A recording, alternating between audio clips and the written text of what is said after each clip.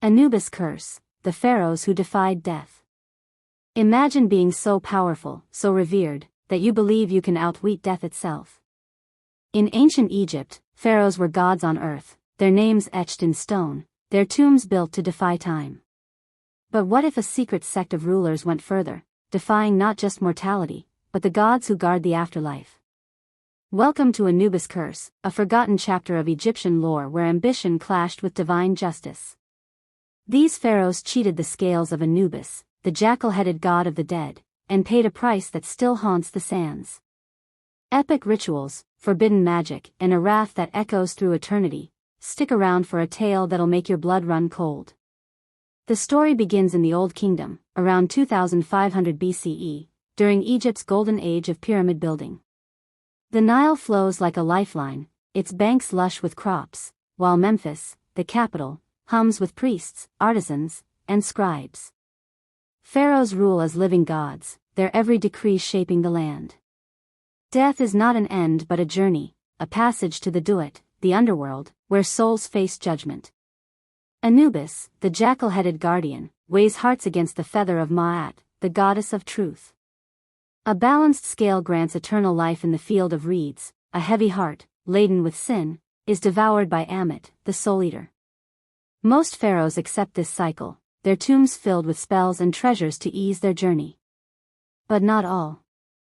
Deep within the royal court, a secret sect forms, the Order of the Saffron Veil. Led by Pharaoh Khaemwaset, a ruler obsessed with immortality, these pharaohs reject the duat's judgment. Khaemwaset, a scholar king, pores over ancient texts, seeking loopholes in the divine order. His advisors whisper of a forbidden ritual, the Ka-Shattering, rumored to bind a soul to the mortal world, bypassing Anubis's scales entirely. Khaemwaset is no fool. He knows the gods watch, especially Anubis, whose golden eyes pierce the veil between worlds. Yet his fear of oblivion outweighs his caution. He gathers 5 like-minded pharaohs: Nebet, a cunning queen; Djoser, a warrior king; Menkaure, a mystic; Sesostris, a conqueror; and Tuya, a priestess queen. Together, they swear an oath under the saffron-dyed veils that hide their faces, vowing to defy death itself. Their plan is audacious: to perform the Ka-Shattering, splitting their souls' Ka, their life essence, from their bodies, anchoring it to enchanted relics hidden across Egypt. The order begins in secret, meeting in a subterranean chamber beneath the Great Pyramid of Giza. Torches cast flickering shadows on walls carved with forbidden glyphs, spells stolen from the priests of Thoth, god of wisdom. Khaemwaset, his voice steady but eyes feverish, leads the ritual. Each pharaoh offers a relic: a scarab amulet, a golden ankh, a jade scepter, a lapis ring, and an obsidian blade. Blood is spilled, chants rise, and the air grows heavy with unnatural power. The Ka-Shattering succeeds. Their Ka fragments are bound to the relics, their bodies left as hollow vessels, yet alive. They feel invincible, their laughter echoing through the chamber. But in the duat, Anubis stirs, his hackles rising. For decades, the order thrives. Khaemwaset rules with unmatched vigor, his mind sharper than ever, as if death's shadow has lifted. Nebet outmaneuvers her rivals, her beauty undimmed by age. Djoser's armies crush invaders, his strength unyielding.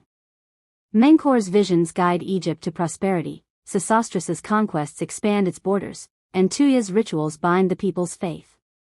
The relics, hidden in temples, tombs, and desert oases, pulse with their stolen Ka, tethering them to life. Mortals marvel at their ruler's longevity, calling it divine favor. The order believes they've won. But immortality comes at a cost. The Ka-Shattering has fractured their souls, leaving gaps where humanity once resided. Khaemwaset grows paranoid, seeing betrayal in every shadow. Nebet's charm turns cruel, her court a web of fear. Djoser's temper flares, his battles bloodier than necessary. Menkaure's visions darken, filled with jackal eyes. Sesostris hoards power, trusting no one. Tuya, closest to the gods, feels the first tremors of divine anger, her dreams haunted by Anubis's growl. The people notice too. Crops wither along the Nile, though rains are plentiful. Priests report omens, jackals howling at noon, stars vanishing from the sky. In Memphis, a child is born with eyes like polished gold, speaking in tongues before dying. The priests of Anubis, led by High Priest Imhotep, grow suspicious. Imhotep, a stern man with a scar across his cheek, senses a violation of Ma'at's balance. He consults the Book of the Dead, its papyrus brittle with age, and finds warnings of the Ka-Shattering, a blasphemy that angers the gods. He sends spies to watch the pharaohs, their saffron veils a mark of guilt. Anubis, in the duet, no longer waits. His patience, vast as the desert, has eroded. The Ka-Shattering mocks his role as guardian, disrupting the cycle of judgment. He summons his Was-Scepters, spectral jackals that roam the mortal world, to hunt the Order's relics. The first sign comes when Tuya's obsidian blade, hidden in a temple of Hathor, vanishes. That night, she wakes screaming, her body racked with pain as her Ka frays. The Order gathers, their unity strained. We must protect the relics, Khaemwaset insists, but fear cracks his voice. Anubis's curse has begun. Anubis's wrath descends like a sandstorm. The Was-Scepters strike without mercy, their forms shimmering between jackal and shadow. Djoser's jade scepter, buried in a desert fortress, is unearthed by claws that rend stone. He collapses. Nebet's lapis ring, hidden in a Nile shrine, is swallowed by a flood that spares all but her relic. She ages overnight, her beauty crumbling to dust. Sesostris's golden ankh, guarded by his elite soldiers, is stolen under a moonless sky, his mind fracturing into madness. Menkor's scarab amulet, entombed with his ancestors, is shattered by an earthquake, his visions replaced by endless darkness. Each loss weakens the Order, their bodies decaying as their Ka fragments return to the duet. Anubis doesn't just reclaim their souls, he punishes them.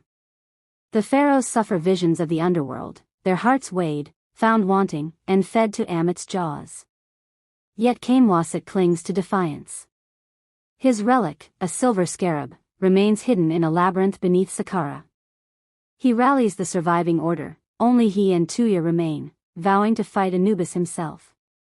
Tuya, her faith shaken, warns him, "We've angered the gods. There's no victory here." Khaemwaset ignores her, his obsession blinding him. The mortal world reels under the curse's fallout. The Nile turns red, fish rotting on its banks. Temples crack, their statues weeping blood. Imhotep, now certain of the Order's blasphemy, leads a rebellion. Priests and commoners alike march on Memphis, demanding the pharaoh's answer for Egypt's suffering. Khaemwaset, cornered, unleashes his royal guard, turning the city into a battlefield. Blood stains the streets, but the Was-Scepters join the fray, tearing through soldiers and rebels alike. Tuya, torn between loyalty and guilt, seeks redemption.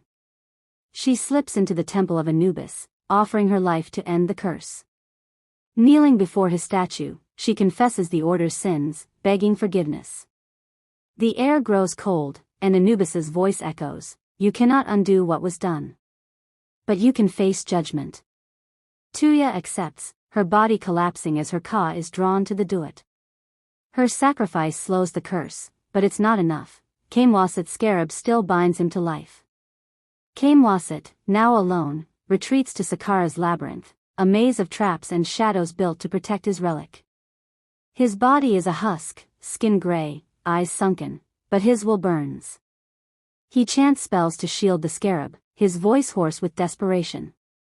Outside, Imhotep and his followers besiege the labyrinth, their torches casting jagged light. The Was-Scepters circle, their howls shaking the stone. Anubis himself descends, not in the duet but in the mortal world.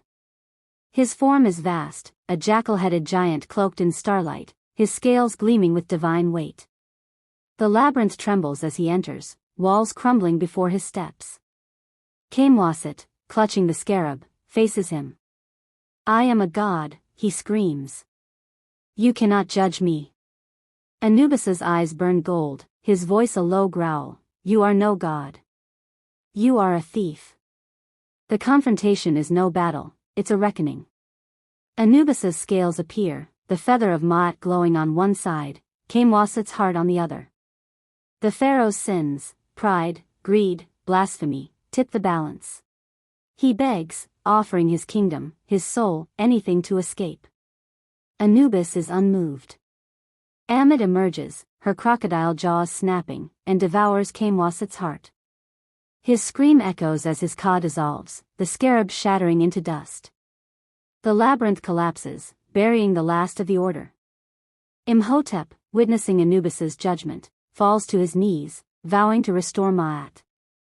The Was-Scepters vanish, the Nile clears, and the omens fade.